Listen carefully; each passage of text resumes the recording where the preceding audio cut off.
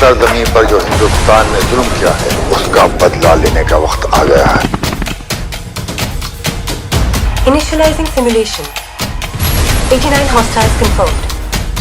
आदमी दिखाई न दे ऐसा फॉर्मूला, ये कैसे हो सकता है? किस हाल में है पैरेलल यूनिवर्स का वाशीकरण?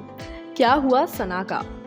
दोस्तों, पिछली बार हमने आपको बताया था कि कैसे चिट्ठी वाशीकरण के द्वारा मिले पासवर्ड को एंटर करता है और सीक्रेट लैब का डोर ओपन हो जाता है। सीक्रेट लैब का डोर ओपन होते ही चिट्ठी देखता है कि सामने NILA का एक मॉडल यानी कि प्रोटोटाइप लैब के एकदम सेंटर में है। हालांकि ये एक प्रोटोटाइप है, बट इससे अभी भी सिग्नल ट्रांसमिट हो रहे थे।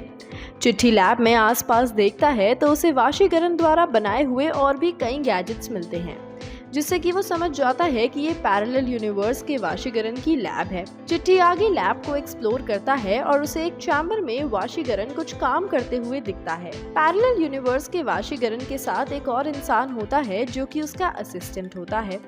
वाशीकरण अपने असिस्टेंट को एक चिप देते हुए कहता है, लो तैयार हो गई चिप।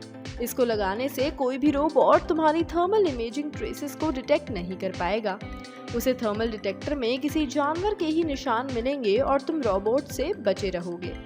असिस्टेंट उस चिप को लेकर अपने बटन की जगह बने एक डिवाइस में इंसर्ट कर लेता है और फिर वाशीकरण उसे थर्मल स्कैनिंग डिवाइस से गुजरने को कहता है। उस डिवाइस से गुजरने के बाद वाशीकरण को स्क्रीन पर बहुत ही कम थर्मल ट्रेस मिलते हैं, जिससे साबित हो जाता है कि उसका गैजेट वर्क कर रहा था। वाशीकरण और उसका असिस्टेंट अपने एक्सपेरिमेंट से काफ़ी खुश हो जाते हैं। फिर वाशीकरण भी उसी डिवाइस को अपनी शर्ट के बटन की जगह रिप्लेस कर देता है और अपने असिस्टेंट से कहता है, हमने बहुत सारे चिप्स बना लिए हैं और हमें बाकी लोगों तक भी जल्द से जल्द ये डिवाइस पहुंचाने होंगे। ये इतना कहकर वाशीकरण और असिस्टेंट एक बॉक्स लेकर एक लिफ्ट में एंटर करते हैं। लिफ्ट के जरिए वो गुफा की दूसरी ओर बने एक दरवाजे से निकलते हैं और जंगल में और आगे बढ़ने लगते हैं। जंगल में आगे बढ़ने पर उन्हें एक बड़ी सी गुफा मिलती है। गुफा में एंटर करने के बाद वाशीकरण और असिस्टेंट गुफा की दूसरी तरफ पहुंचते हैं, जहां बहुत सारे लोग टेंट्स बनाकर राह देख रहे थे।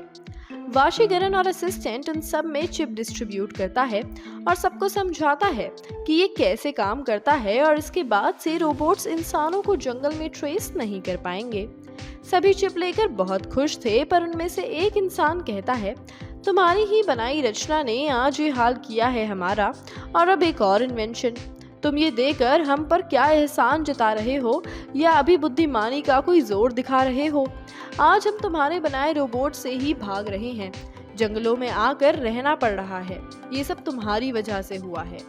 ये कहकर वो आदमी वाशीकरण की तरफ उसे मारने के मकसद से दौड़ता है, पर सभी मिलकर उसे वाशीकरण से अलग करते हैं। वाशीकरण कहता है, हाँ, मैंने एक रोबोट बनाया था, पर वो सिर्फ इंसानों के भले के लिए था। प्रोफेसर बोरा ने उसमें इवलनेस डालकर उसे करप्ट कर दिया और अब वो इंसानों का ही खात्मा करने के पीछे पड़ा है। आपने अगर अपना कुछ खोया है तो मैंने भी बहुत कुछ खोया है। हम इस लड़ाई में एक दूसरे के खिलाफ नहीं बल्कि साथ हैं, और मैं यकीन दिलाता हूँ कि एक दिन आप सबको इस सब से बाहर निकालूंगा। ये मेरा वादा है। मैंने ही बनाया है तो उसे मैं ही मिटाऊंगा। ये कहकर वाशीकरण वहाँ से चला जाता है और वापस लैब जाने लगता है। लैब जाकर वाशीकरण खुद को ही कोसने लगता है कि उसकी गलती से सभी को ये दुख भोगना पड़ रहा है। सना का भी कुछ पता नहीं है, वो अभी किस हाल में है। ईविल चिट्ठी ने उसे इतने सालों तक कहाँ रखा है। वाशीकरण अब तक सिर्फ ईविल चिट्ठी के कुछ रोबोट्स को ही डीएक्टिवेट कर पाया है और इंसानों को उसकी पहुंच से दूर ला पाया है, पर अब पूरी दुनिया पर रोबोट्स का ही राज है। तो वाशीकरण कैसे सामना करेगा ईविल चिट्ठी का? क्या हुआ सना का? पता करने के लिए देखते रहिए Bollygrad studios. This was your host for today, Masoomi, now signing of.